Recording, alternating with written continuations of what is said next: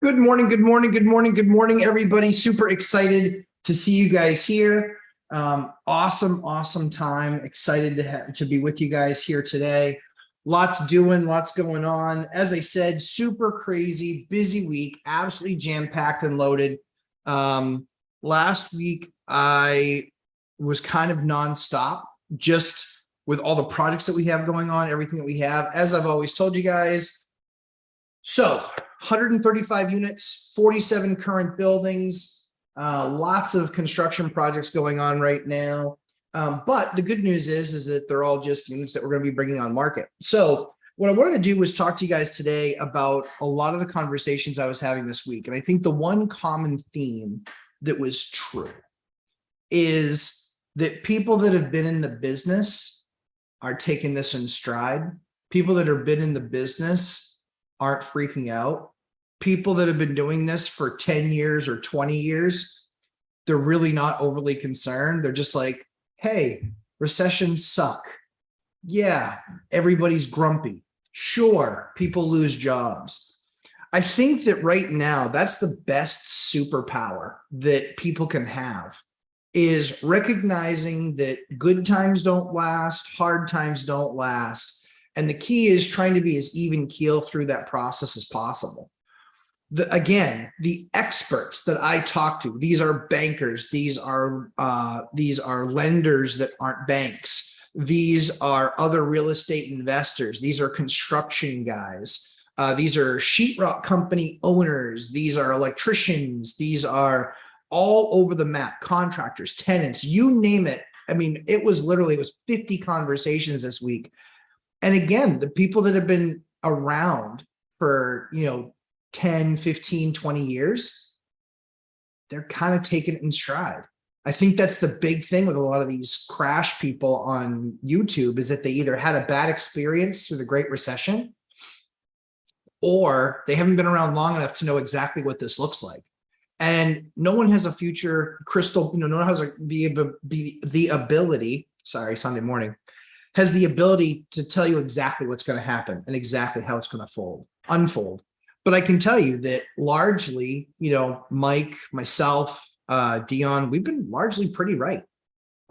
Crash in transactions, sure, that happened. Surge in inventory, yep, that happened too. Pullback in inventory, yep, that happened too. Seasonality. I'm in an area where the season makes a huge difference. Not a lot of people buy around Thanksgiving and Christmas and New Year's. Not a lot of people buy them. And so seasonality absolutely is coming into play in my market. Same thing with rents. I look at it and it's, something like 90+% of our rents happen between May and September. There were a few outliers, but largely those were due to acquiring those assets from other landlords that largely didn't manage their business well. That's the biggest opportunity in this market, is you're going to find those tired landlords. You're going to find those landlords that didn't do it right. You're going to find the landlords that really don't understand what they're doing. And I can tell you, this is the time where investors need to better understand being operators. When I talk to my bank, they don't look at me as a real estate investor. They look at me as a company operator. That is a major difference. The investor just shows up with money. The investor shows up with not a whole lot of know-how of operationally how to manage the business. That's why they consider you a higher risk. That's why they would consider somebody just getting into the game as a higher risk. I still can't believe how many people post about doing a BRRRR strategy. You guys are nuts. This is not the market to do that in. This is the market where a bad BRRRR can clean your clock. And so I would just encourage you guys, stay mentally strong. Still, it's not ignoring all the information out there. It's ignoring the noise about it. I like to engage people on the channel. Admittedly, it's the same thing, the same, traits that made me a 9th grade dropout that made me hugely successful in my career. It's those same traits where I won't let stupid go unchecked. I will put stupid in check. So if you guys are investors or looking to be investors, I'm absolutely all about you. That's who I'm about on this channel. That's the purpose of this channel. if you're just a poser coming to say that you disagree because you overindulged yourself on watching stupid crash videos, honestly, like, leave a stupid comment. I'll engage you, just because I want to make sure that the people that are doing the work understand exactly what I went through and how I managed my business through the Great Recession. It was really painful, but I learned from the mistakes that I made then. I've said I went from 8 to 3 to 1 unit rentals in a very short time. I.e., I still had 8 units, but I only had 1 paying. But the reason that happened so quickly was because I wasn't smart about one aspect of the business. And that was, hey, the economy's booming. The construction part is off the charts. And so I'm going to invest and make sure that the people that I'm working with are in an industry that I don't think is going to get hit. And they got crushed. But that's 15 years ago, me, right? That's only a few years into the investment journey. So now, one of the things that we look at is we have a ton of applicants. So when we look at the applicants, we always go back to them and say, hey, kind of best and final, it's up to you guys. I know that everybody else takes first one to come and rent it. I can't do that because I have a ton of people that we showed it to. And so all I can do is say, here, this is what I'm looking for. This is my criteria. We let everybody submit and then we review just like a home seller would. You'll need to check the laws in your state to see if that's something that's even legal, because I'm sure in some states, it's completely illegal to do that. However, in my state, I can set my criteria and then I can review all the applications that I have and then select the one that best fits my model. Obviously, there's zero discrimination. It's talking about picking a winner. We're saying to that person, hey, they want to do a 2-year lease, or they want to pay more money because they're going to be here, stationed here for 18 months or 2 years, and they're willing to pay a premium because they say, I just want a nice place. It's close to the shipyard, and that's a good fit, right? So obviously check always with your attorneys. Obviously check what your selection criteria is, because fair housing is very important.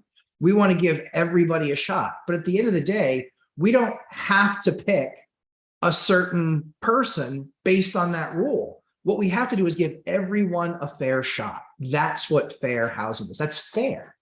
So just like the government calls it fair market rents. So again, in those discussions, the biggest takeaway that I had from all of these guys involved was a lot of the contractors that went through the last Great Recession. I would call that a crash. The ones that went through the last crash, they're all saying, hey, yeah, I'm taking any work that I can get right now. And they're working 70, 80 hours a week because they're like, I want to make sure it's not there. I want to make sure when it's not there that I've worked as much as I can. I had a painter work all last weekend, Friday night, Saturday, and Sunday. Then he worked again this weekend, Friday night, Saturday, and Sunday on a couple of unit turns that we had. And he's like, I want to make sure you remember my name when things get tight. Guess what? Name remembered. So I think you guys need to be encouraged. I think you need to recognize, watch what the veterans are doing in this market. It doesn't mean that you should be thinking 20 years because I'm 1 year in. It's watch what they're doing. Are they freaking out? Are they going nuts? Watch what they're doing. What are the veterans doing? What's Mike doing? Is he buying deals? Oh yeah, whoops, he bought a deal. Is Dion buying a deal? Yep. Oh, whoops. Yep. He's working through the process of getting a deal. I got another one that we're going to close on, I think, in 2 weeks. So what are the veterans in this space doing? Understanding that we're not giving you advice. We're just watch what we're doing. How did I get really successful? I watched other really successful people get successful.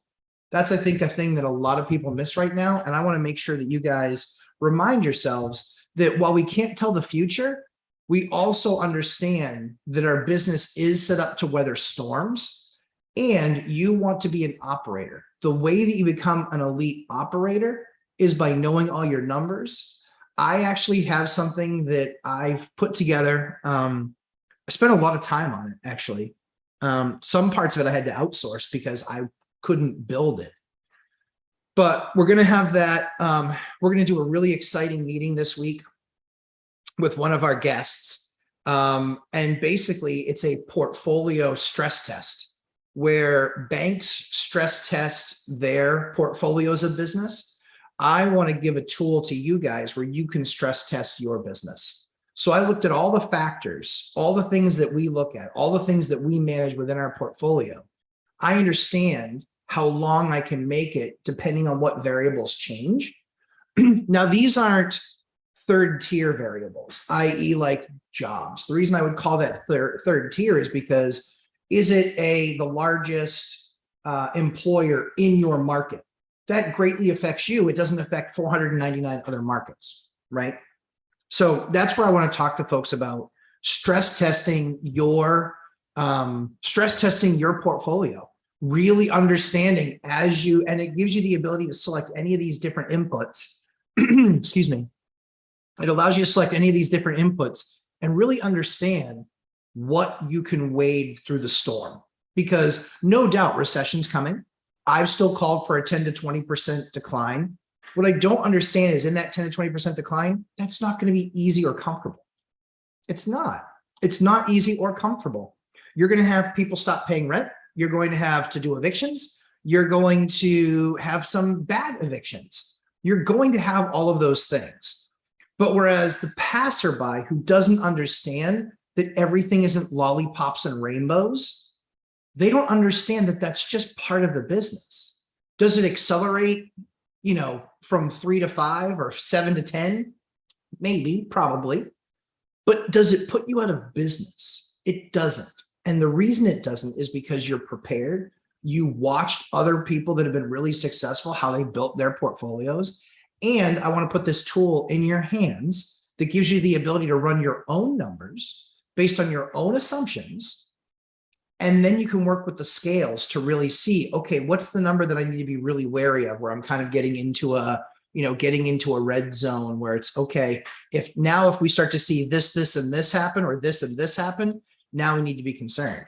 The key here is you've never seen a poor man help someone financially.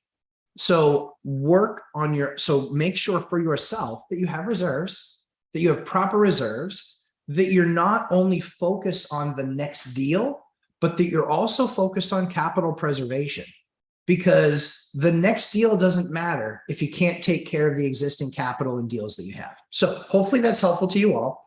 But I think that we'll jump into the super chats. I saw that we got a couple. Make sure that we handle those. Guys, if that was helpful to you all, hit that like button, please. Phil Nealon, my man, thanks for the Sunday show. Phil, my pleasure.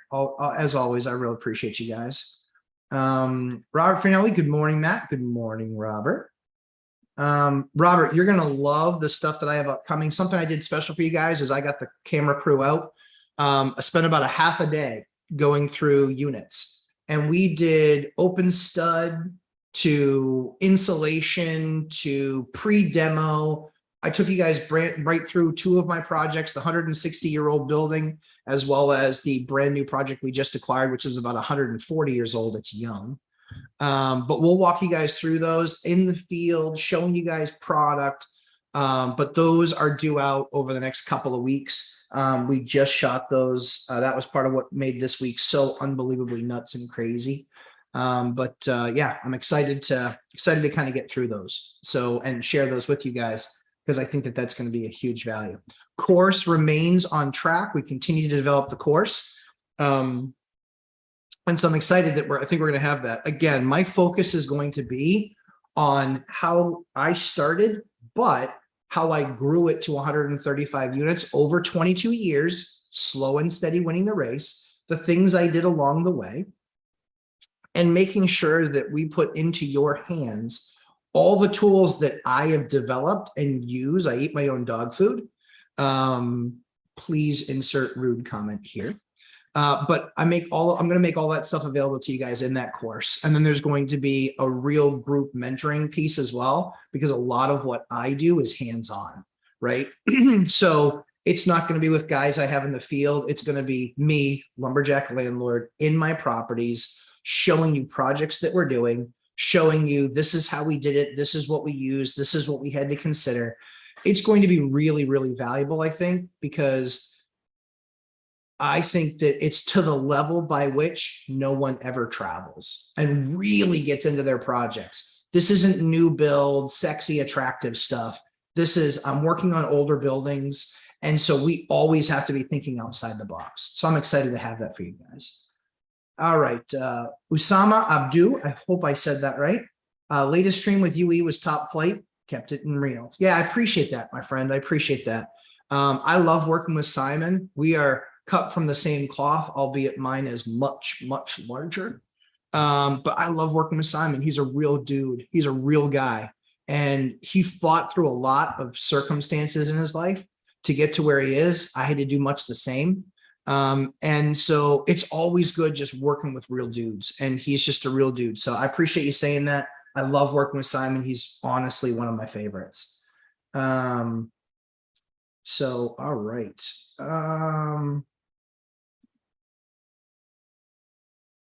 Let's see. All right. I'll run through the top as quick as I can. Matt Bittner. Does Section 8 pay more for single families in my area? I looked at the housing website. So they don't pay anything more for single families in my market. They are only always looking at bedroom count, period. Bedroom count, period. And then it passes the safety requirements. So if yours is different, I'd love, like, shoot me a link because I'd love to understand that. But they pay no premium for a single family house versus a duplex, and in fact, or a tri or a quad. Here's what I can also tell you. They couldn't afford the single families in our area. There's no premium that they pay and they can't afford them. They're they're like, I think their standard for a 3-bedroom, 1-bath house is like 2,400, 2,300. Houses like that in my market are 3,000 a month all day long, because single family rentals are so rare because our tax structure is so high for property taxes. Financial firefighter, good morning from Hawaii. Good morning, sir. Matthew Paris, am I on time this day? You are actually, I think, a little bit early, my man. CJ Underwood, good morning. Mandy W, good morning. Chris Wissy, good morning. Lumberjack, school is in session. Sunday school in session. It is Sunday, it is school. And so, yeah, we are in session. Good to have you guys. Good to have you, Chris. Mark Bello, regards from southwestern Florida, still a hot market. The Hurricane Ian just changed the dynamics of the market again. Mark, I appreciate you giving me that feedback, because again, I want to talk to investors on the ground. I want to talk to people doing the work. I want to talk to people on the ground. I don't want to talk to some posers reading charts. What are landlords seeing where you are? That's what I want to talk about. That's how we help each other. Now, the other thing too is, and that's the reality, right? Any bozo clearly on YouTube can interpret charts, but do they really understand how it's actually going? You know, and that was the big disappointing thing for me. I'm going back and forth with one of the comments on the channel. I don't mind doing it. He's making all these assumptions, guessing. He's wrong consistently. And I'm still trying to answer his questions. But then at the end, he's like, yeah, I don't even want to be a landlord anyway. Dude, you're wasting my time. Go watch some do nothing channel. There's plenty of those out there. Here's some. Go take a look. Let's see. Ninja Vanish, good morning. Good morning. You vanished the last couple of weeks. Hadn't seen you, my man. Good to have you back. What are the pros and cons of Section 8? Pros and cons. The pro is they pay guaranteed and guaranteed on time. The con is, I know that for Mike and Dion that they have some unicorns where they have high credit score that also are on Section 8 or housing. And that's not something I've seen in my area, really. It just isn't. I've looked at probably 50 or 60 Section 8 applications, and maybe 5 of them qualified. So it's maybe 10%, maybe 15%. And I just have a 680 credit score. That's it. That's the only thing I require. And whatever your portion of the rent is, that you have a job that covers that much of your portion of the rent, or some income that covers 3x the portion of that rent. So I know that you have some spending money and such to pay your bills on other things. So the pro is check all the time. The con is typically I've seen it's a lower quality tenant, and that's not people wise. I've had market rent payers that are horrible people and Section 8 that are great people. So it's not a personal comment. It's much more as you look at the finances of it. The pro is also that usually their longevity, they'll usually stick in a unit longer. Certainly in this particular case, that was one of the really important things that I uncovered in my discussions this week was they're having a lot of vouchers expire. When you get a voucher given to you or awarded to you, when you get a voucher awarded to you, you have 90 days to find a unit. That's a massive problem in our market, a massive problem. I don't know about your market, but I can only talk about mine. So a massive issue in our market is people not able to find the unit in 90 days. Guess what happens? That voucher expires and they go back down to the bottom of the list. They could have waited in our market 2.5 years for that email to say you're getting a voucher. 2.5 years. Imagine that. Imagine 2.5 years you're waiting for this program. You finally get the email and now it's game on. I got 90 days. A lot of those people aren't getting units. They just aren't. And that's one of the things that we want to help. We want to help them fix. We want to bring some units to the housing program. I've talked with them about it. And I've just said, it has to be bidirectional. And what I mean by that is I saw in my first 1.5 years of landlording for just a few housing tenants, because it's a very small part of our portfolio. I saw that it was only, here's the things wrong with the unit, even if they were pre-existing, because I'd owned the unit for 2 years. That was my second inspection. And none of those things had changed. And all of them were cited on this report. That was a point of annoyance for me because I'm like, they walked it last year. They did the inspection last year. These 6 things didn't exist. None of these things have changed in the last year. So why are these now being flagged? The answer was, well, maybe the inspector missed it. I need a little bit more than that. Sorry. And then the second piece was when we went in to do that work, we were able to, my people observed that the unit was absolutely in squalor. There was no mention of that in the report. So my conversation with the housing authority was, I'm more than happy to have you hold me accountable, but this is bidirectional. I hold you accountable. If we have somebody living in squalor, when we find out that we're going in and doing that work, we are going to serve notice that they need to get it remedied. And you need to be a part of the solution, because if it's only working one way, I'll keep these units in the market. They were great. They were responsive. They understood. They said, we need to make this work for everybody. Completely agree. And that's my only concern. So that's what I would tell you so far as what's happening on the Section 8 side or the housing side. Matthew Paris, if you have to evict and go after your tenants for damages and they aren't married, commingled assets, how do you go after damages spread over 5 individuals? Are they all on one suit? Yes. Yep. I would put them all on that suit. The other thing that you can do is when you have them all in the same lease, it's called joint and several liability. You can actually go after the one that just has the most money. Legally, you can do that. For my guess is that you quickly have people going, it wasn't me, it was him. That's what I usually see. Hey, all 4 of us want to make sure it wasn't us, it was this guy. Had that happen this week. And that guy, I mean, I have it from 4 people. This is exactly what happened. So at the end of the day, that's likely the person that I'm going to pursue. All-nighter Hider, I'm here. We can start after the like is hit by all viewers. Well done, Hider. Well done. That's a physical brand of ball you're playing right there. Robert Farinelli, good morning. Hail Night Hider, Sean and Wendy, guys, amazing. Good morning, fam. Thanks for all the food. I appreciate that. Keith Hager, smooth operator. Yeah, well done. I won't sing that to you guys because I'm not a lover of that song by Sade. But I can blow that. I can make that magic happen, but I'm not going to. But appreciate that, Hager. All-nighter Hider. Here's my stupid comment. I love it. Pesos, man. Mere pesos. True story. Matt Bittner, I wonder how much George Gammon's short-term rentals in Medellin cost per night. Well, I can tell you this. He's printing money right now.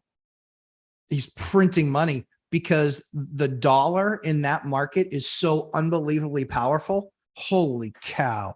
The only question will be is, does there become unrest in that country? Are those things, when vacations, kind of pull back in because we're in recession, that's what happens. The question is how many nights out of the month? The question, but really comes from though, or really goes to, which is how many available nights, how many open nights. But when you're in a market where you can buy something for $30,000 and you're charging $139 a night or whatever, guess what? Usually your cash flow at that point is maybe 2 or 3 nights rented. You don't need a ton of vacations. You just need very few to keep it going. So what I love about the power of that right now is the international exchange. Now, that runway will run out. However, it is what it is right now. And so he's probably printing. That's what I call it, printing money. Matthew Paris, I piss people off every time I list my properties and tell someone I'm looking for the best applicant, not the first applicant. 100% agree with you. It's the way it goes. Make sure that you're following your state and local laws. But that's exactly where we focus. We focus on getting the best person in the unit. And that isn't about, well, did you get there first? It's not a YouTube comment section. It's I want to show, and that's why we slow the roll. That's why we slow the roll. Desperation is the stench. I won't finish that sentence. Desperation is a stench. We'll leave it there. So what we want to make sure we're doing is we're posting the unit, and literally on a Tuesday or Thursday, we're posting it. We're getting all of the responses in, and we're saying, here's our criteria. If you'd like to get a spot, in seeing the unit, please send us this verification information. We will zero charge you for the application, no charge. I'm not here to get rich off of application fees. That's not the goal of the business. The goal of the business is to get great renters in great units where they can be happy and have a nice place to call home. That's the goal. And so I will do the application free of charge, right? I'll do it free of charge. But that's the pre-app, right? I will do the pre-app free of charge because I'm not trying to money grab. So send me a picture of your Credit Karma account. And now this 10T silliness, oh my goodness. This 10T stuff is ridiculous. You guys got to check out an unbelievable video. Fantastic. Graham Stephan's video on 10T, the new finance or the new credit requirement. Holy Toledo. But yeah, I would encourage you guys. We take that kind of next step. Hold on one second.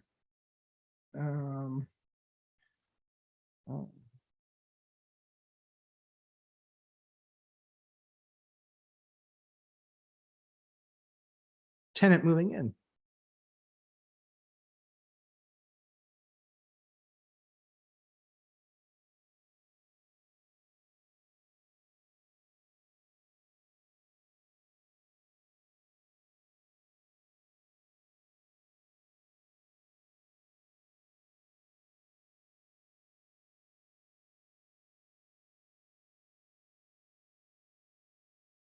Sorry about that, guys. Actual tenant needing to get in. Let's see.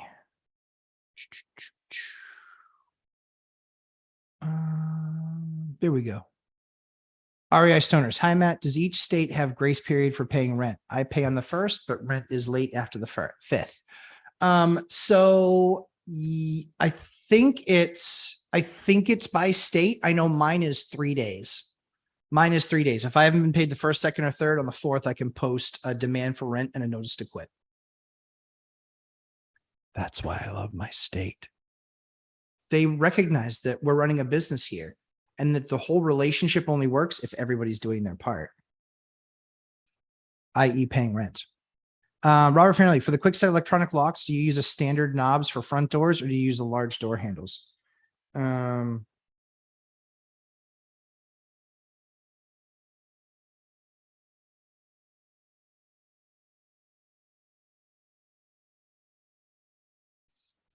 Let's see. Sorry, I'm gonna read that question again. For the quick set electron, yes, I use a standard doorknob, but that doesn't have a lock on it because tenants will lock that and then it defeats the purpose. So you have to use what's called a pass-through lock or a pass-through knob, and it has to be an outdoor knob, but it's a pass-through knob, outdoor knob, but it doesn't have a key and it doesn't have a lock set on the back.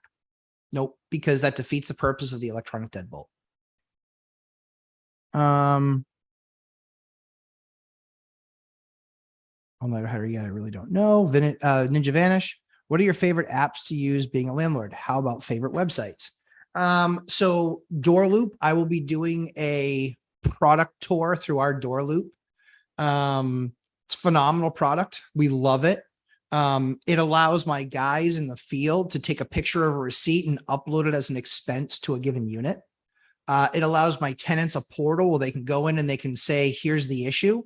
And then when I see it come in, I can assign it to the appropriate person. It's literally press of the button financials. Holy crap, that's awesome. I can see right away. I can see a list of properties. I can see P&L for the year, profit and loss for the year. I can see profit and loss for a building. I can see profit and loss for a unit. Guys, I searched for 9 months and there were a lot of good products out there that did a certain thing here or there well.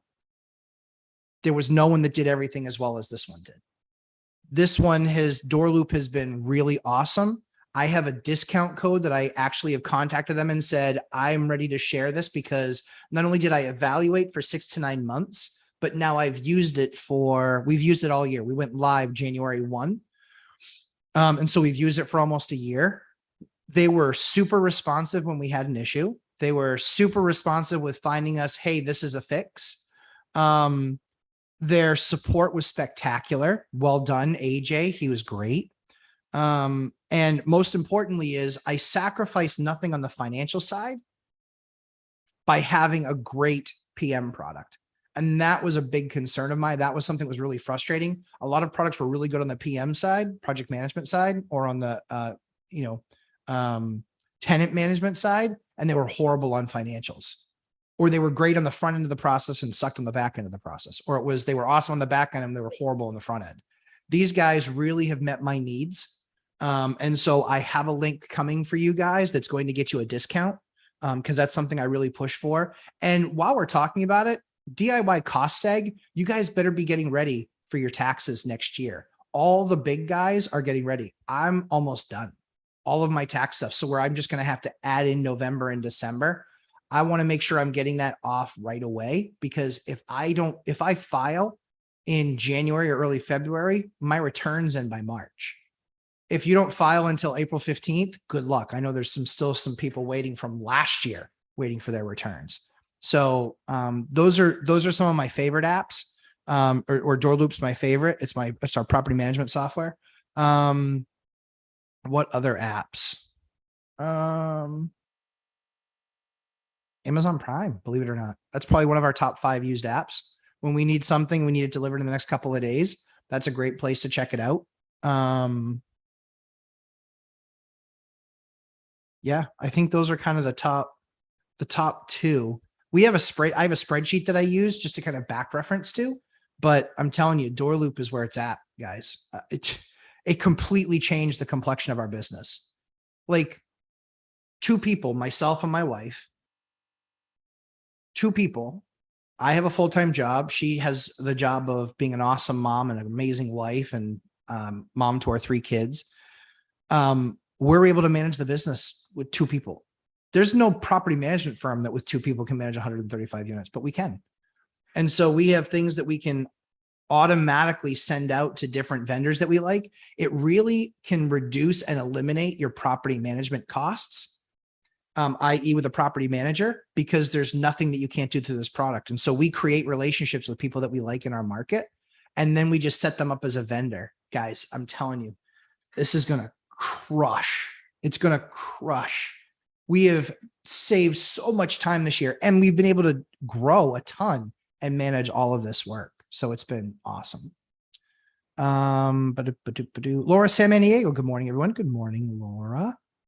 My old boss told me many times, if you want to be successful, to surround myself with successful people. Is that why you left? I'm in Lancaster, PA. Should I buy off the MLS or find a deal? What properties should I buy? Daily Data. Welcome to the channel. Love to have you here. My answer to that question is no idea. So I don't know the PA. I don't know the Lancaster, PA market at all. But what I can tell you is the more ways you can open yourself up to getting deals, the better off you'll be. That was something in the beginning part of my game I missed. I was great with the personal relationships and I was great with having conversations with folks, but I too often looked at other landlords as competitors. I shouldn't have. I shouldn't have. I should have been more open in conversation, meetups, things like that. So I would be doing meetups. I would be reaching out to at least a couple agents a week, especially now. I would be looking up wholesalers in your market. I'd be having conversation with them.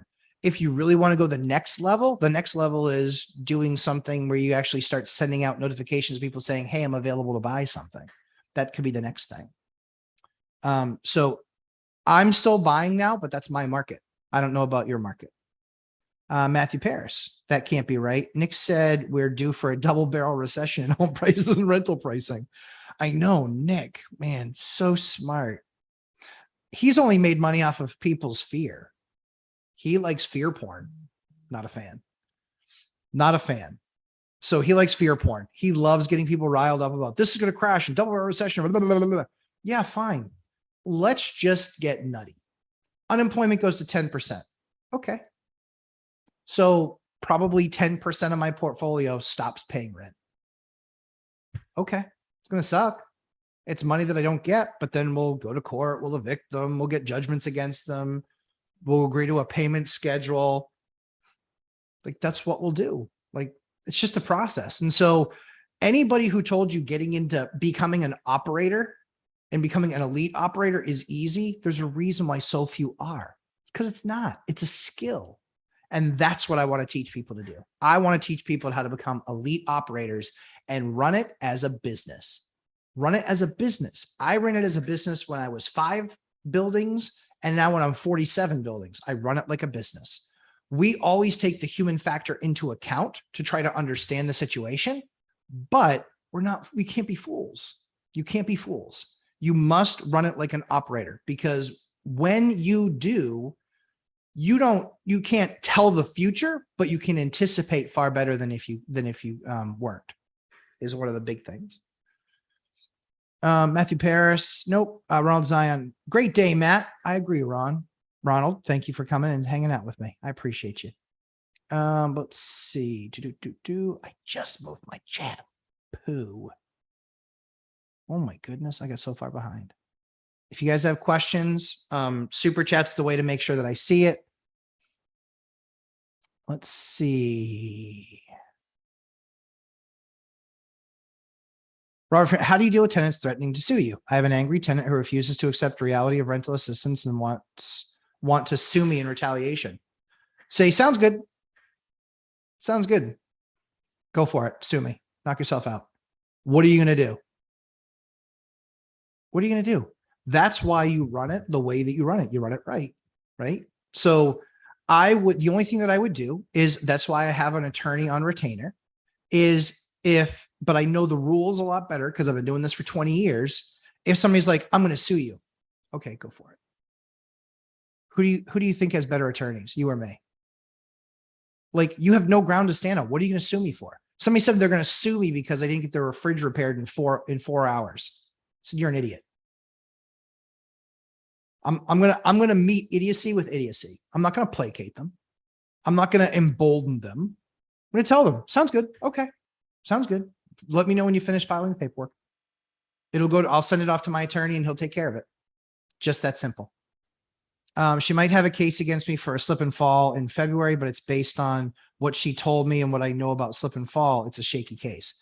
Yeah. If you're in that position, it should be anytime something like that happens, I would notify my insurance company.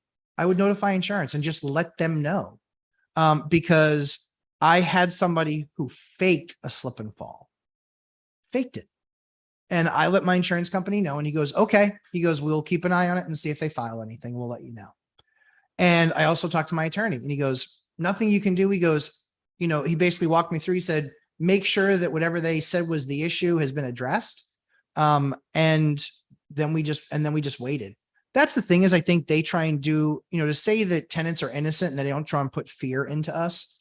They try and do it the same way back to a landlord, just the way it goes. And so if that's the way you want to run it, I just try and run it as best I possibly can. But at the same time too, that is what insurance is for. If something like that was a slip and fall, if it was by chance something negligent that you did, then that's what the insurance company is there to pay out. That's why you pay insurance. Now your premiums are going to go up, so it's never a good thing, but that's what it possibly could be. All-nighter hider, give them the boot, Robert. Yeah, I'd agree. If they're just going to be sitting there threatening all day long, I'm going to sue you, that I'm going to do blah, blah, whatever. If their rents too, she's talking about rental assistance. What you can do is you can send them a letter. I mean, if they're 30-day notice, you know what that is.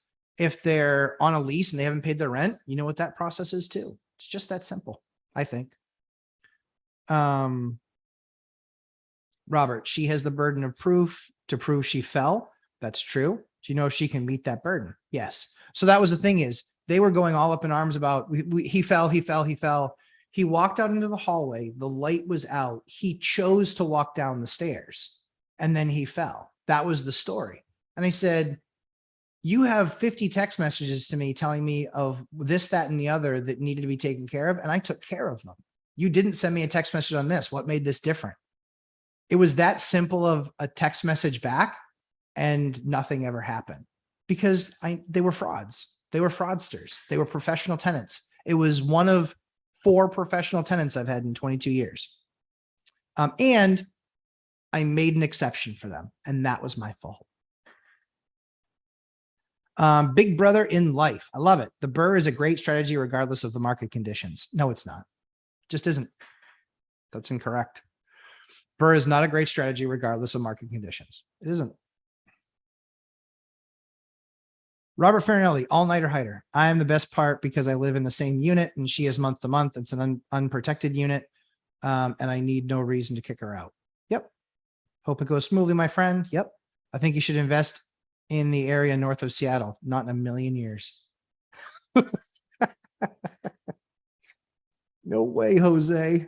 There are probably 5 markets I would invest in that are not my own, but it's not going to happen. It just doesn't need to happen. I built my portfolio close to me for a reason. All of my everything is in this area.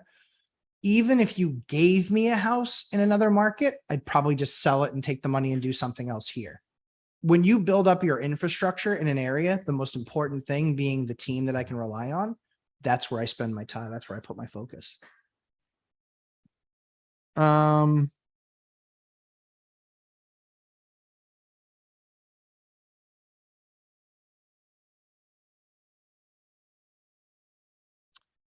All-nighter. Charts can be manipulated by time frame. They absolutely can. Sounds like a convoluted situation that may be in your favor regarding that slip and fall. At all-nighter hider in age, if I am less than 51% at fall, she gets nothing. G Waters. Hey, Lumberjack. Good morning. Good morning. Robert Farinelli. Also, I have insurance to cover this. Yeah, absolutely. Let insurance cover it. Contact your insurance. Let them know that she may. Here's the terms. Just give them a quick rundown of the incident. The only thing you really should always do is report it right when it happens. That's the only thing you should always do. Because if it happened in February and she hasn't done anything till now, guess what? Probably wasn't going to do anything. Now she wants to use this. Well, I fell back in February. Why didn't you report at the time? Why didn't you handle something at the time? Why didn't you sue at the time? The further that you get away from the incident, the worse position your defense, your ability to go after that and her being able to defend any counter strike. That's my opinion. So not legal advice, just my opinion. I would just contact insurance and I would talk to, I've had this happen. I contacted my attorney and I contacted my insurance company and then nothing came of it. All-nighter hider, because what was it inspected was a year older. Duh. Yeah, exactly. Yeah, they were like, this deck board is proud of this other deck board, which means it's higher than this other one. I was like, the deck I didn't touch. The deck I bought the building. When I bought the building, I didn't make any alterations of the deck. It's been the same thing for 5 years. Still, nonetheless, it needs to be taken care of. Okay. Why was it missed last year and the year before that and the year before that? Because that tenant has been on Section 8 for 14 years. So anyway. Let's see.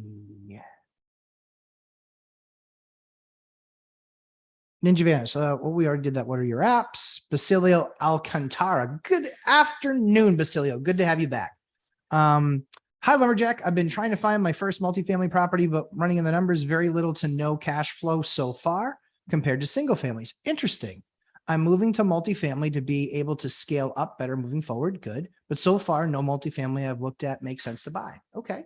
I haven't bought anything this year at all, feeling kind of stuck, and I don't want to lose momentum. Momentum is doing the work. Momentum is not getting a deal done. Momentum is doing the work. It's most important that you understand your market and exactly what's happening and going on. Let's see.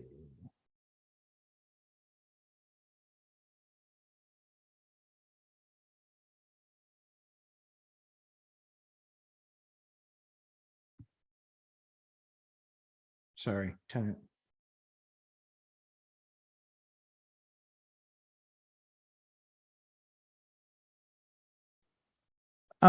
So again, the work comes into play, or really what matters is the work you're doing. Markets will shift. It's interesting that single families, I've not done an evaluation of over the entire country. I know in my state, in my market, they're horrible cash flowing assets. I know in most of Texas, they're horrible cash flowing assets. Usually the way the rule follows is they're bad cash flowing assets in states that have no income tax, because most of the taxes are derived from real estate. So often that makes your real estate taxes much higher than other states where they have a massive income tax. And that's usually one of the difference. One of the things where Prop 13 works in California is that when you buy a property 10 years ago, that tax rate's still the same. The challenge that people have, is that there's a, whatever it is, 13% income tax or something nuts there. And so that's funding a lot of the government operations instead of property tax funding it.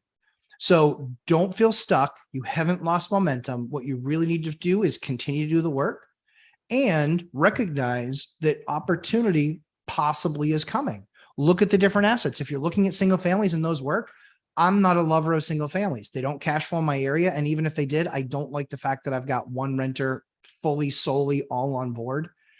I like the diversity that I get from a 2, 3, or 4. But if maybe those aren't available in your area, maybe duplex, or a 4 isn't, or a 3 isn't, maybe a duplex, because that will almost always reduce your burden. Let me know your thoughts. All-nighter hider, pre-app. That's interesting. Does that save time or cost more? How do prospective tenants like the pre-app?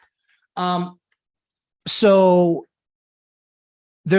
a lot of people are the first ones to complain about the pre-app, and then they realize that I'm not charging. I said, your other option is that I can charge you $50 for an application. Oh, yeah. I'm trying to do this for $0. So I take the hit for renting that unit because my agent, who is amazing. Well done, Emma. So my agent will actually see all of that information, and then she'll start to set up her list because she has a block of maybe 2 hours that she can fill on a Saturday or a Sunday for that walkthrough. So there's only so many spots available for that walkthrough. We can't put 100 people in 2 hours, even though we'll get 100 inquiries in 24 hours. So it really does help the process. A, are you really searching? B, if you don't hit the criteria, I don't want to waste your time, your money, my money. I just want to make this as easy as possible and not be trying to grab app fees. I know for a fact that there are certain landlords out there that grab app fees. I hate that. There was one guy popping off on social media about he made something like $60,000 last year in app fees. Do the math. I mean, I think his app fee was like $50. $50. And he made $60,000 last year in app fees. That's disgusting. That to me is the wrong thing. If you're in business as a landlord, make it easy for your tenants to rent, make it easy for them to find a great landlord. And I want to make it easy to find a great tenant. So I don't charge those app fees. I don't like that. I think that is taking advantage. I've taken a number of tenants that said, I've paid $750 in app fees in the last 6 months trying to get a place, and they still haven't gotten one. And when I looked at their credit, when they sent me their credit, and I was like, your credit's above 680. And when I would look at some of the other factors that we look at, i.e., What were the other things in their particular case? I don't remember specifically, but I do remember the 750. That they spent on app fees. I do remember the 680 credit score that they had that was higher. What were the other factors? I can't remember, but credit and income was like right there. It was right there. And so we did it, and they were a fantastic tenant. I think we had them for 3 years, 4 years. And then they ended up, one of their parents got sick and they had to move, and they moved back home with their parents. So yeah, that's what I like to do. Hey, Alyssa, Alyssa did a fantastic video on the Lumberjack Landlords channel probably about 60 or 90 days ago. She's absolutely awesome. Invests in multiple states. She's getting her next deal. Super excited. Alyssa McEwen, I do a pre-screening survey that I made through Google Docs. Yep. It's a requirement for them to fill out before showings. Then I only have the ones that fit criteria come to showings. Yes. Yes. Yes. Yes. Guys, smarter, not harder. That just proves I'm from the Northeast. All night header door loop sounds awesome. Door loop is awesome. And again, I don't want to poo-poo other products, but I've tried them. We worked with 6 for about 6 to 9 months, where we just put a couple properties in there just to kind of see and get a feel. There were always massive shortcomings in an area. And from a financials perspective, I mean, I needed my itch scratched on the financial side. Maintaining and managing tenants, I think a lot of products do that well. A lot of them suck on the financial side. I need to be able to run a report, and I can auto generate when those reports are run and have them emailed to me. Like I'm an operator. Those are the things that I really need to know. So one of the things that we were doing this year in trying to get ready for my retirement, when that happens, is making sure that we were spending money on all the big projects. I said, let's just get it out of the way now. If we're close in the next year or 2 where we need a roof, let's do it. So I did $100 and something thousand worth of roofs this year. We sided a couple houses because that's really expensive. So we did those too.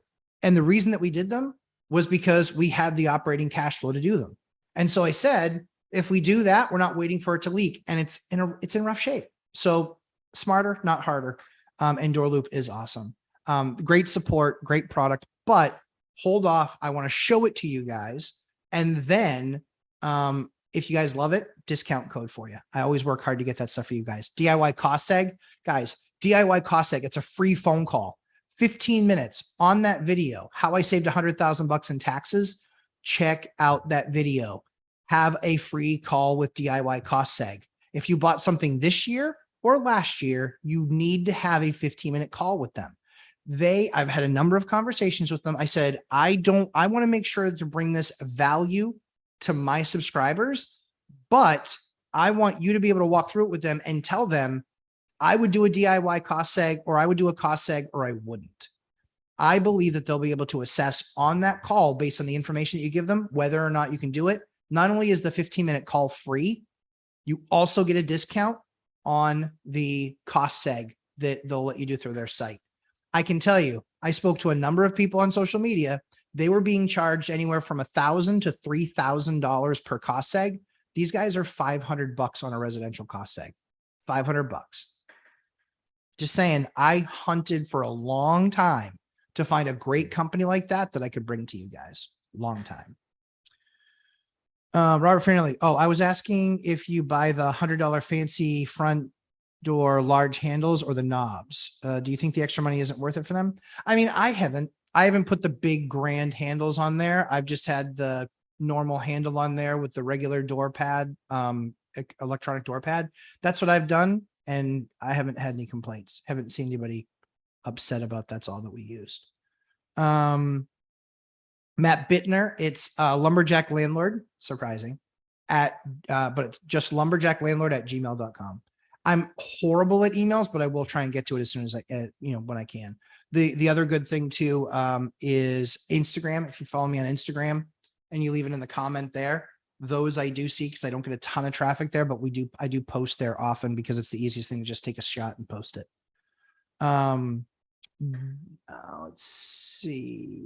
Sean and Wendy, God is amazing. What was the name of Graham's new credit change video? Hold on 1 second. I'll tell you.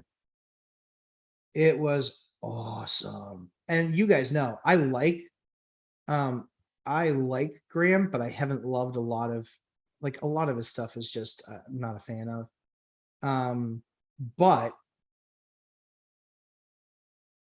this one, he crushed it. Just give it where it's due. He crushed it on this one. Way it goes. Oh my goodness, with these people. I gotta stop watching some of this stuff. I have some real garbage in my feed. Hold on. Let me see. I can't imagine he would have come out with a video since this one. So the Fed just reset the housing market. That's what it's called. That's what it's called. The Fed just reset the housing market. Well worth a watch later on tonight. It's only about 12 or 13 minutes long. But I think he nails it in that. I think he nails it. And guess what's going to prop up the housing market? This new credit score. Because guess what it did? It made 47 million people eligible to buy a house. Telling you, there's not going to be this 30% reduction people think. Let's see. Robert, I would think the front door would be first impression kind of them. I would go with the higher end. Really want to hear Matt's answer. So Hyder, that's my answer. I wouldn't go with the big higher end thing. Unless you've got one of those brand new, like stately doors. In New England, a lot, there's a storm door that's on the front of that. So you don't even see it. That's where we are in the case with a lot of my doors. You don't even see it. So that knob, that handle is good. What it actually does is it allows you to paint the door, accenting it with the nice satin nickel finish. That's what I like about it, is that you get that nice satin nickel there and it's not this big elaborate door thing.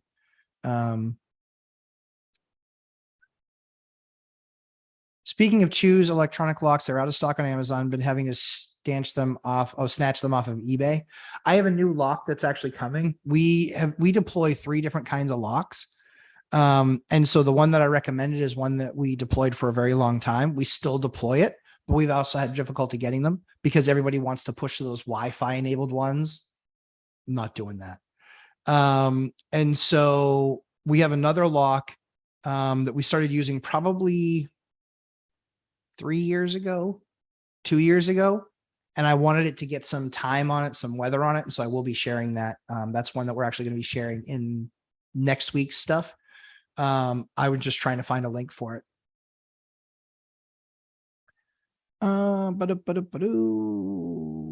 Shamir Bless. Good morning, Matt. Is there any way you write off your sweat equity work you do yourself on a property? No. Nope.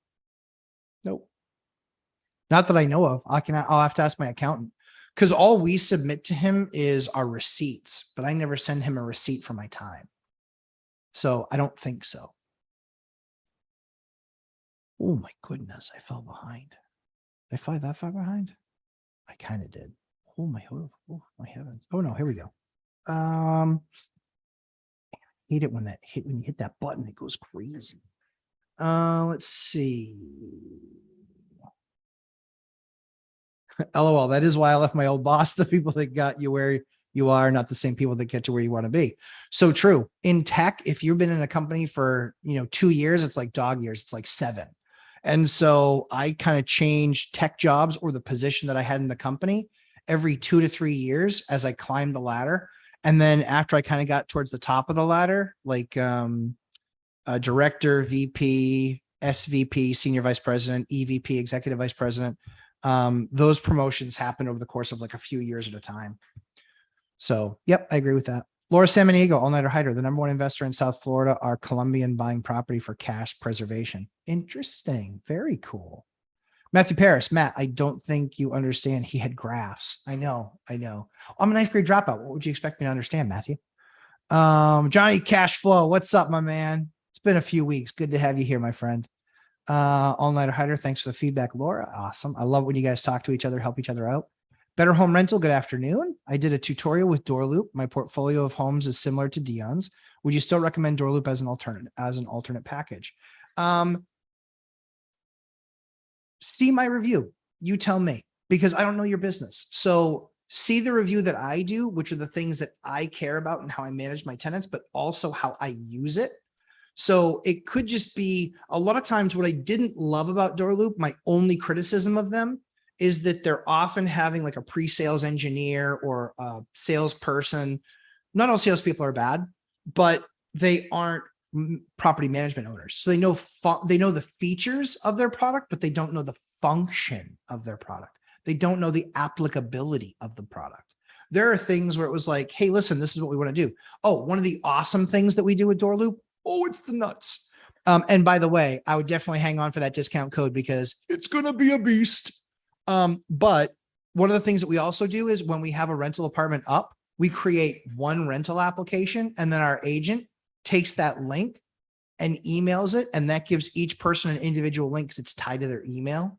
And so they just fill out the application. So if you have 3 roommates that are applying to the same unit, you send it to all 3 of their email addresses, same link. I only had to make it once. And it's just a matter of her forwarding it to their different email addresses. That's pretty awesome tech, right?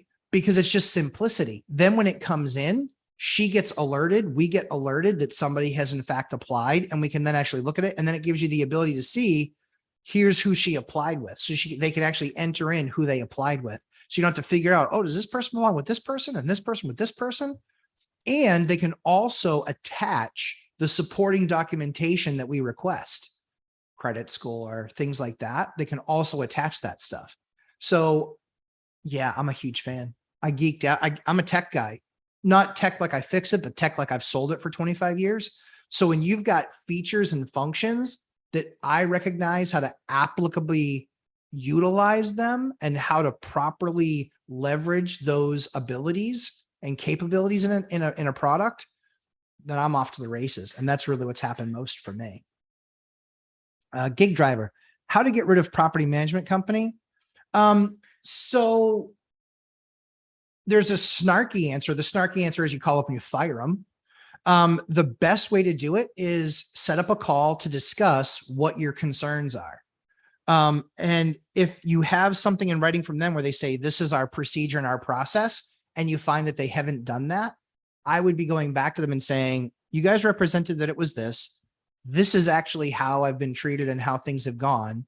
And I would like to understand A, how that's going to improve, B, get a price adjustment because that's not what I was delivered. And then just see how they respond. If they say it's not going to improve. Okay. I'd like a price adjustment. Then recognize that you're on notice that that's going to be bad moving forward. And then I would be right now, while you have that phone conversation, I would be interviewing their competition. I would just be picking up the phone and giving them a quick call and say, hey, this is who I am. This is what my portfolio is. I would write a draft email showing who you are, how long you've invested, what properties you have, what the rents are that are commanded or not. I wouldn't put the rents because one of the things I forgot, one of the other questions I ask is, what do you believe in this condition? What do you believe something like that would rent for?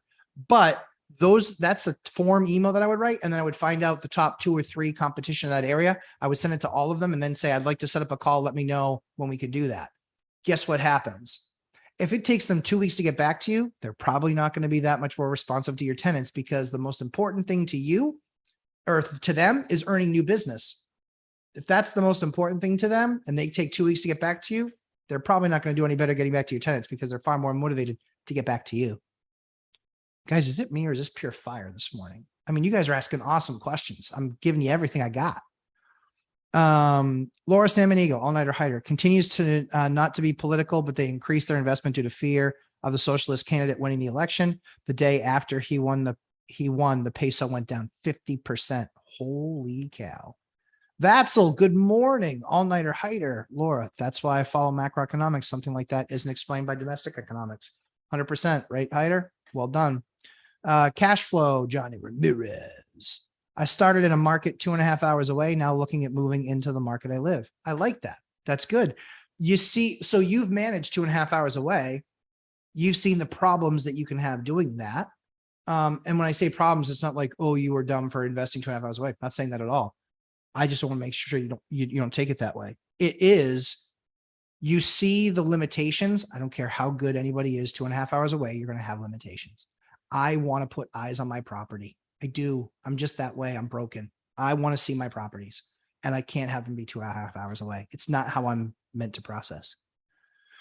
Robert Finley, it was a day after a major ice storm. I put salt and sand on the ground, not enough time for me to get rid of a huge amount of ice. Understood. Big brother in life. I believe you misread my question, but it's okay. I got the answer I was looking for. Oh, okay. Sorry. So if your question was, are BRRRRs work in every, or do BRRRRs work in every economy? Absolutely not. They don't. Look at Millennial Mike. Millennial Mike is he's a young real estate investor, but he's absolutely on the right path.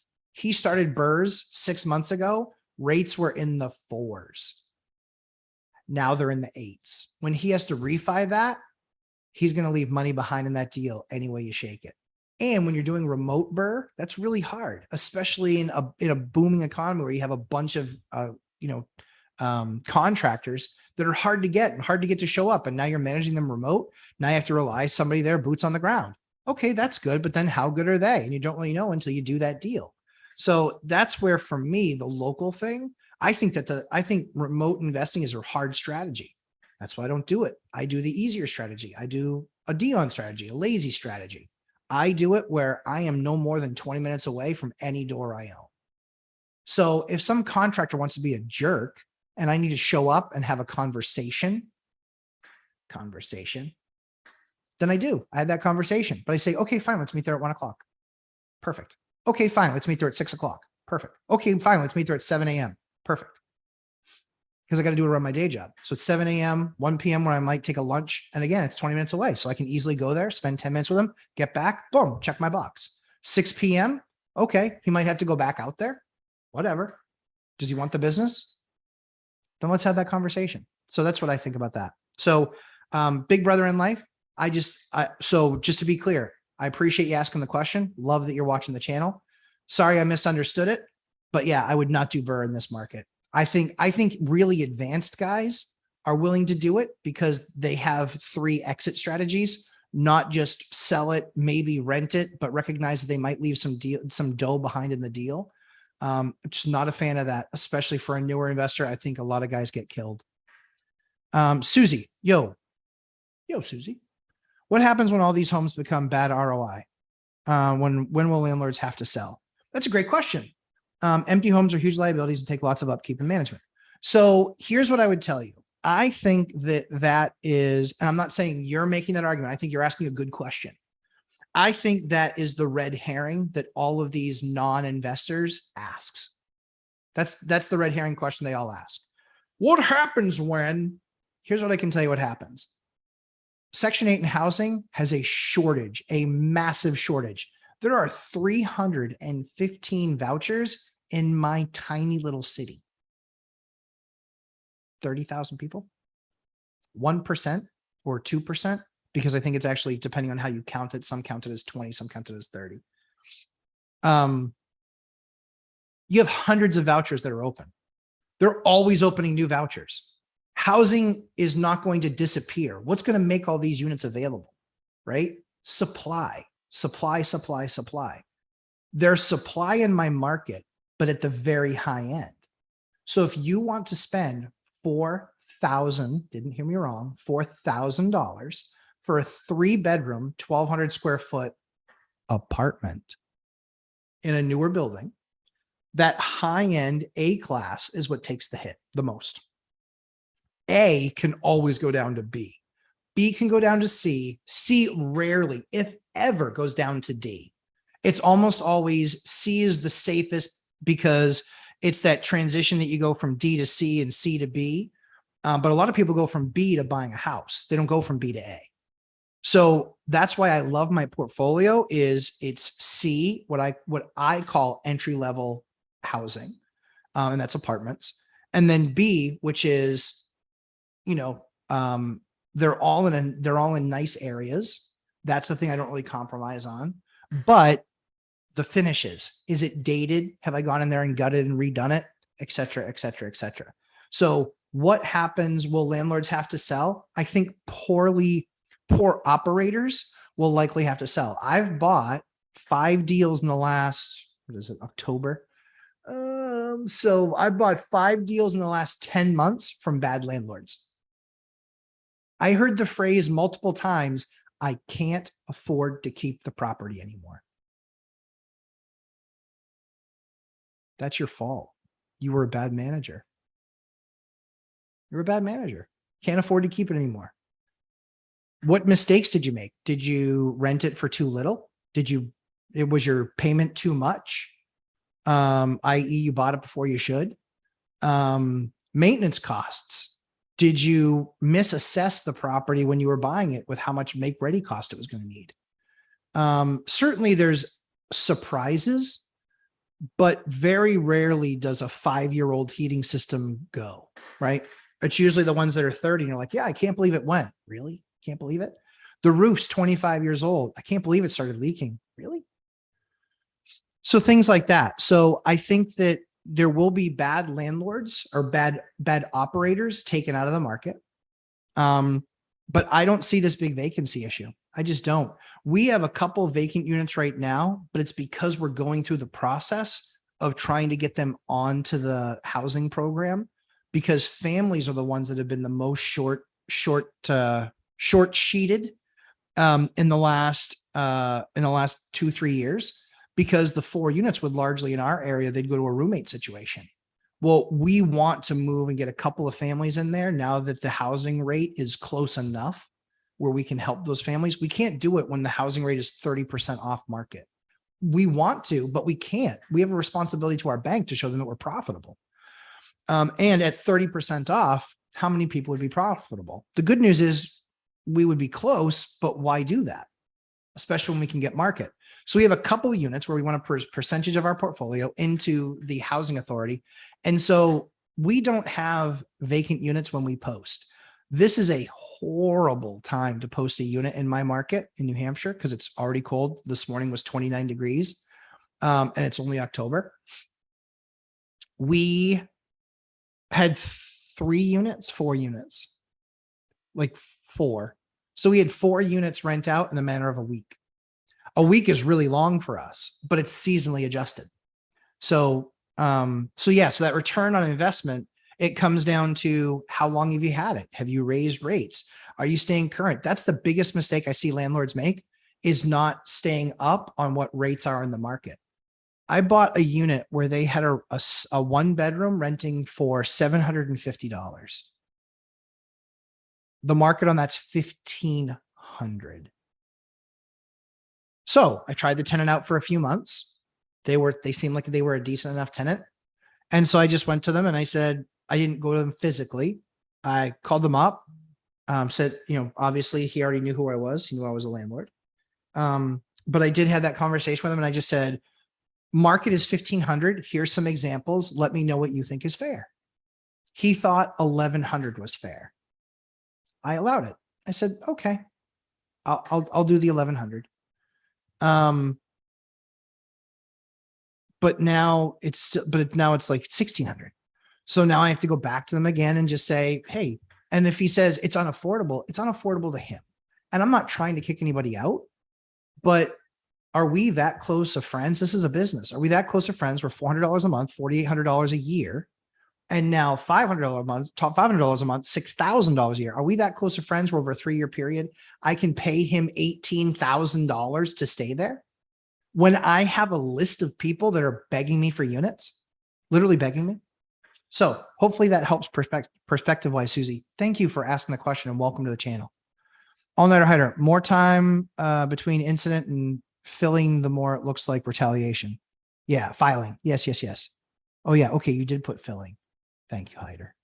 Susie, empty houses. Yeah, empty houses are huge liabilities, but I can tell you I've never had an empty unit for more than 30 days. It's just never happened. Not one that wasn't under construction. Robert Fanelli talking about that case.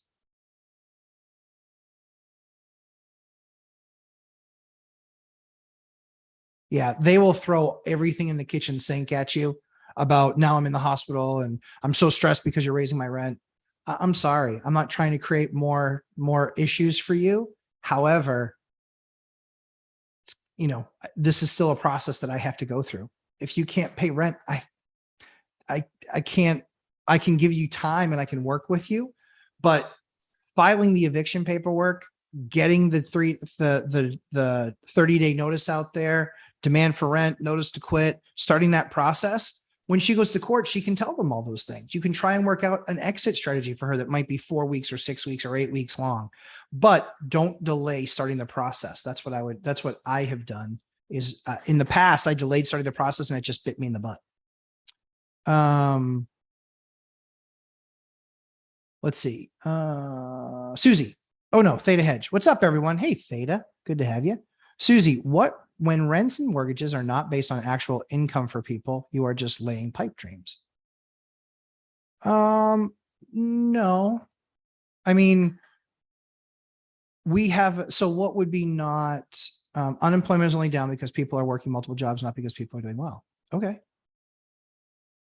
And they need a place to live. And so my requirement is you have to have 3x the income and a credit score to be able to move in. Just that simple. So the issue that most people say there's an affordability issue, I would agree with that. However, I still find people all day long that can afford my properties. So the market still says that they can afford them. Do I need 100 people to be able to afford my unit? Nope, I don't. Just don't. And there's not enough supply, especially in our area. There's just not enough supply. And the only supply coming in the market are $4,000 3-bedroom brand new units. I don't play in that space. So yeah, I agree. Laura Samanigo, all-nighter hider. You are welcome. It's a good time to buy because of the high dollar, but if rent is in pesos, you lose money. And very, very smart. So I have a lot of Colombian friends in that situation. So I would think that the best way to, so then that's where I think Gammon is probably doing pretty well, right, Laura? Is that he's getting vacationers to rent. And I would assume he's probably advertising in the States would be my guess. And that's just a thought. I could be totally dead wrong. Just kind of, that's a complete guess actually.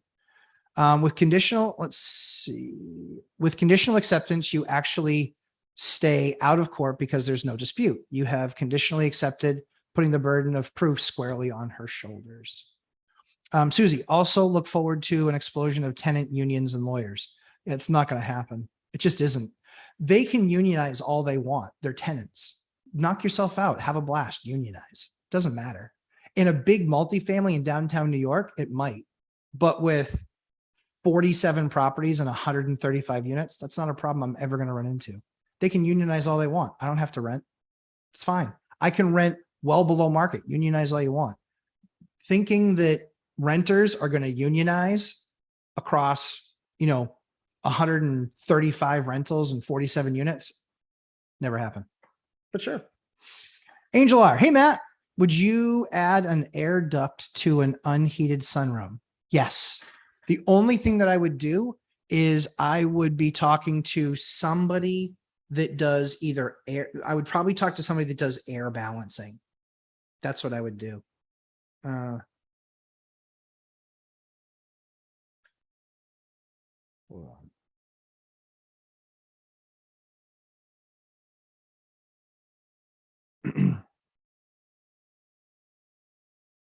The wife just said, I need your assistance troubleshooting a problem. We'll assess the problem.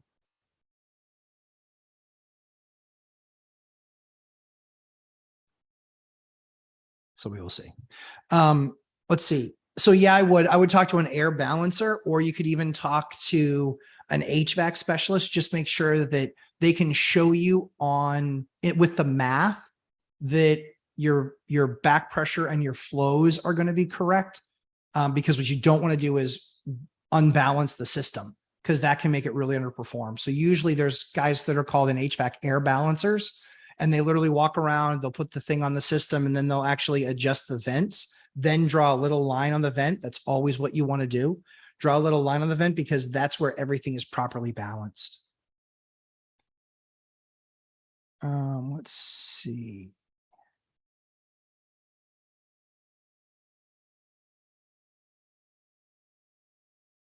let's see. Okay, here we go. All-nighter hider. Laura, I'm pretty sure George Gammon is getting paid in dollars as he talks about geo arbitrage. Yep.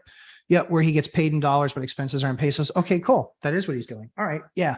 I wouldn't expect George to be doing anything less than brilliant. He's a brilliant, brilliant man. All-nighter hider. I've been watching rats getting dispatched with pellets has screwed my feed too. Joel C. Julie Anderson. Why do you like the north of Seattle? My guess is Joel C is because it's not Seattle, but I could be wrong. Sean and Wendy, have you and your wife decided when y'all will retire? What will determine that? People talk about getting started on the process. Not many talk about their pre-retirement plans. Thanks. Yes, we've talked about it. Ashley can't retire from her job because she's a mom. So that's the job that lasts forever. Very rewarding, but very tiring because we have 3 kids under 5.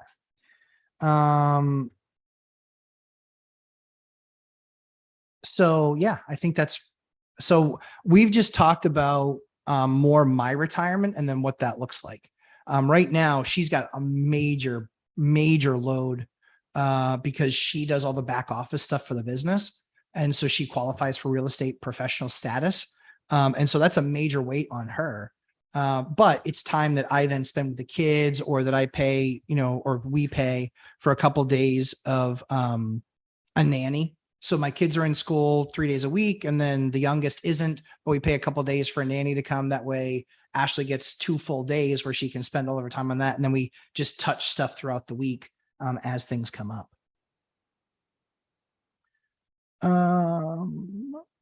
All-nighter hider. We would always say when working on rentals, not my house, so I get the knob thing. Yeah. Robert Fairley, Matt, you are right. Who cares about the fancy handle? Storm door blocks it. There you go. Just guessing, my man. Just guessing. Oh, there's Dion. Every time you hit the like button, an angel gets its wings. That's very true, actually. I gave Dion the morning off. There's a new version of something out today, or new version out of something. World of Warcraft, maybe? I'm probably remembering it wrong. But there's a new version of something out. I wanted to make sure he had gaming time. Robert Fairley, it's an old wood door, a very nice fancy wood door that could use a little patching. Yep. Hopefully no lead paint on it. Yeah, ain't that the truth, right? Usama. And please, Usama, if I'm not saying that right, please let me know. Thoughts on landlord paying for a monthly cleaning service to ensure your rental is kept clean. How would you structure that? I would only do that if it were a short-term rental. If it's a long-term rental, that's really up to their responsibility. I wouldn't schedule and pay for that only because that's probably going to anger more people than not. If you can bake it into the rent and you're not sacrificing anything, sure. But for me, for the type of rentals I have, I didn't see it working. It's the same thing with rental insurance. The cost for that premium far outweighs the return that I'm going to get on if I have to have it on 135 units, especially only having 9 evictions.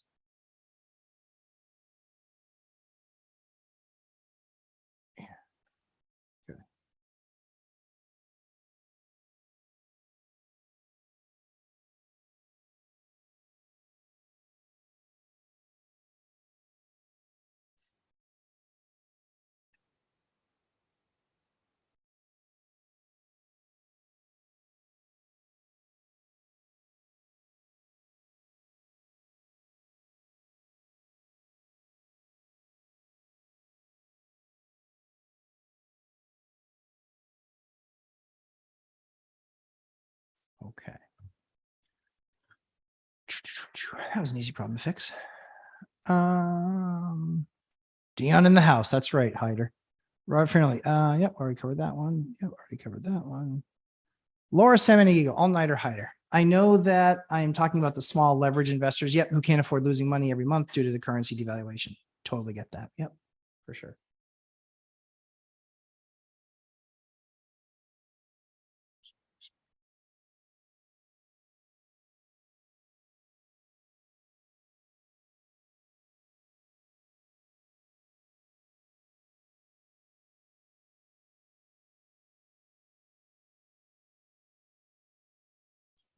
The tenant shows up a day early, but it's not ready. You're a day early. The cleaners are coming this afternoon. Oh. Let's see. Do you use any type of construction management software on your large renovations like Builder Trend or Fieldwork? No, I actually can do it all right within Door Loop. There's not a lot there in all honesty. Because for us, it's very much kind of like schedule based. And so for me, it's really just about putting the expense on the property, having it on the report. And if it's a bank funded construction project, I then just send them that report. DNL none. Does it send automatic rent increase? You can set it up to send an automatic rent increase. Yep. It also does your rents late alerts. It also auto calculates whatever you put into the system for late rent payments. It actually will show that as the balance. So when they go to pay their rent, let's say it's $1,000 and it's the 5th and you have a $25 or $50 late fee, it adds that onto it and the balance isn't paid until it's paid in full. Pretty cool stuff, guys. I'm telling you, I did the work. I'm telling you, I did the work on this one like I do in everything else, but this product is, I'll show it to you. It's pretty cool. Matthew Paris, what happens when you hit it twice? Let's see. Only hit the like in odd numbers. Agreed. Matt Bittner, 1 USD, 4,769 Colombian pesos. Ooh, yeah. All-nighter hider, because I got to do it around my day job. I heard Dion laugh. Yeah, so true. Bittner, what are the pros and cons of Section 8? I'm debating if I should dive into Section 8. I gave you those pros and cons. Just go back in the video. Amanda, oh, I'm going to try. Rakwalski. Let me know if I did that okay. Amanda Rakwalski. I see down here you're from Chicago. I could have guessed that. Love it. One of my favorite Chicagoans is Vince Vaughn. As a single person who works a regular full-time job and wants to do a house hack in a 2 or 3 unit, what resources would you recommend for maintenance issues requests? So that's a great thing. So when you're doing that, when you're only that one building, you can leave it something as simple as I have a group of text messages for one unit. I have a group of text messages for the other unit. Hold on one second. Oh. And then I have one for the building. So that way, if there's something that's a building issue, I can report it to everybody. If there's something that's a unit issue, I can report it just to them. And then if it's something that becomes like a serious issue, I then bring it over to email, much like Dion does, because EONs are, those are admissible in court. I have had texts that I've sent that I brought with me to court. And in landlord tenant court, they still read them. I don't know what that means, but they did read them. So that's what I would do. I don't think, definitely a door loop is not the right fit for you. There's something out there called Stessa, I think, which is I think it's free. I think the only person that charges is the tenant, but, yeah, usually just the group text messages. We went to, door loop when we wanted to really grow and put processes in place. And I wish we'd gone to it far earlier, but when we were a couple of buildings or house hacking, that's what we did is we just did text messages. That worked really well for us. All-nighter hider, Amanda, find a badass handyman like myself. You going to Chicago, hider? Is that what we're doing now? Are you near Chicago? Sweet home, San Diego. True story, but have tools will travel. I like it.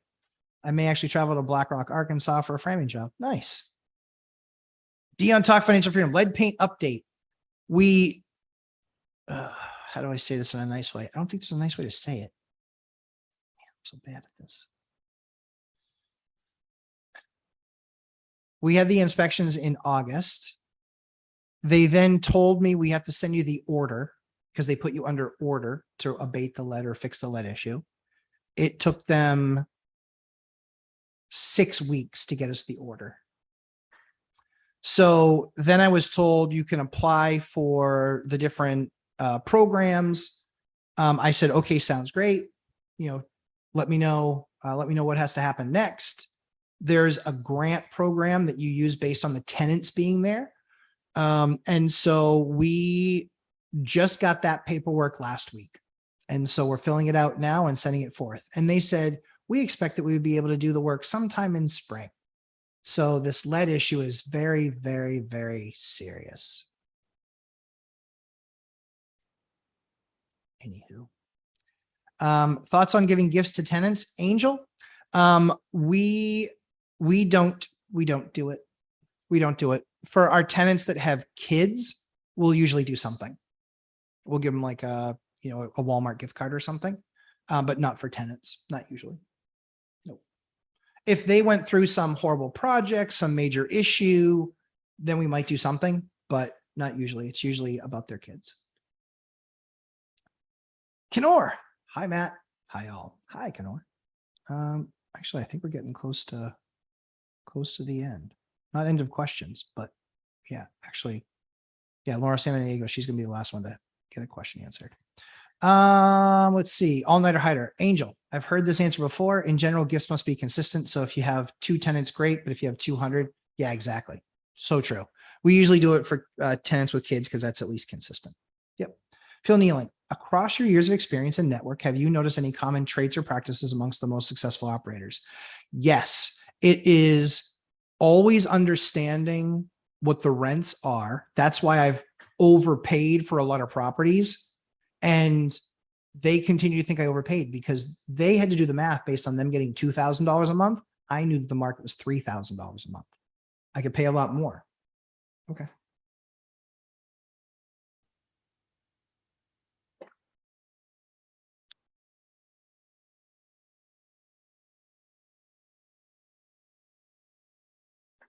Actually, I'll handle that in 10 minutes when I'm done. Kenor, just be happy all to be in the States. Here in Europe, a lot of things suck hard. Kenor, thank you for the input. That's great. So yeah, successful operators, they always know what rent is. And most importantly is they really have processes in place. That's what I'm going to bring in my course is forms, processes, steps, checklists, everything that I do in a templatized format that will allow you to grow from 2 units to 200 units. Because all it does is it's the same process over and over and over again, rinse and repeat, rinse and repeat, rinse and repeat.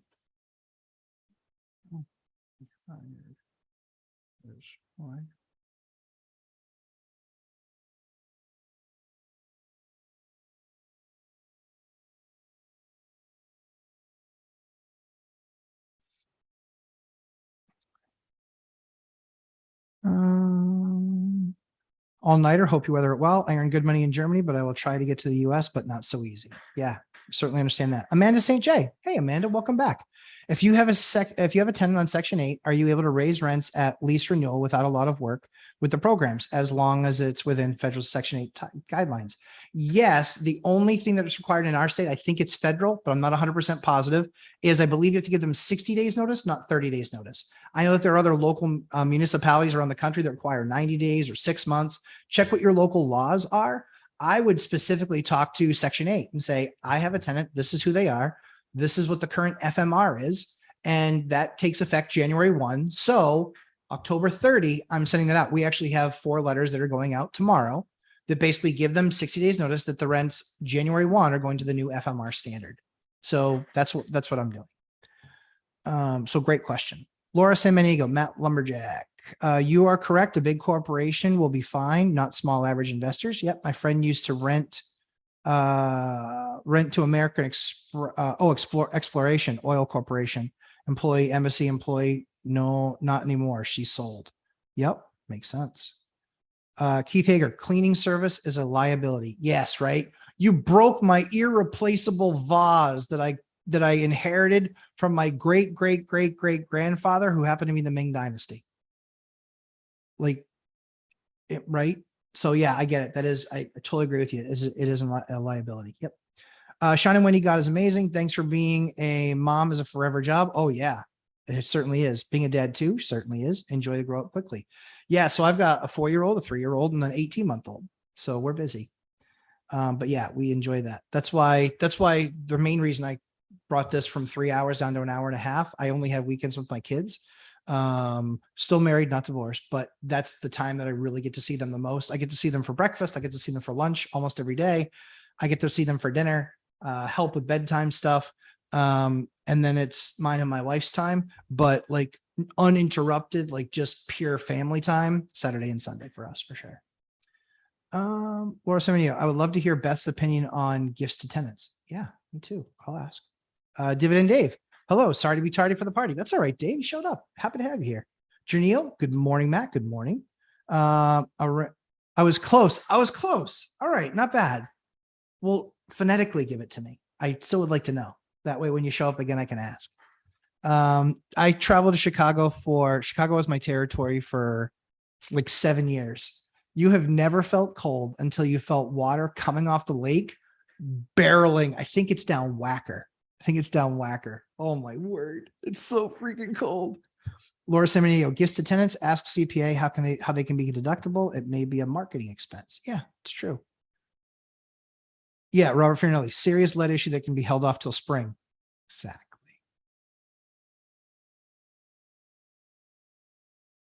Oh, I think that's everybody. Is that everybody? Did we get to everyone? Oh, fantastic. What a great day.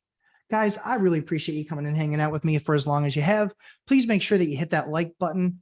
Love doing this with you guys on Sundays. Love talking about this stuff. I'm really excited about the course.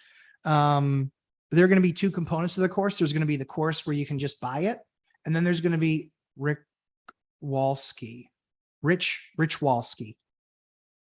Oh, I was really close.